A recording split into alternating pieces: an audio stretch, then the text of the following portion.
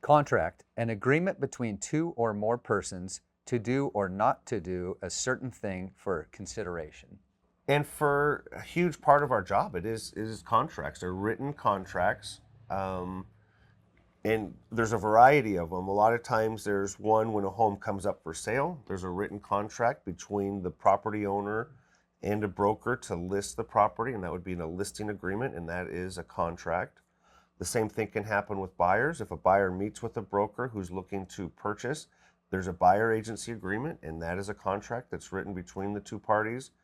And when we're out looking, when we put a buyer and a seller together and they make an agreement for the buyer to purchase the seller's home, and then that's a written contract.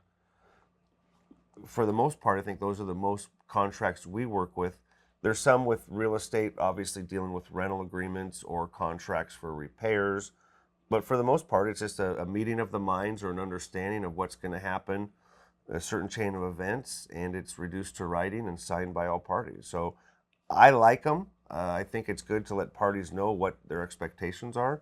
I think if there's sometimes not contracts, it's a little vague and people aren't sure what the rules are. So Right. contracts are important.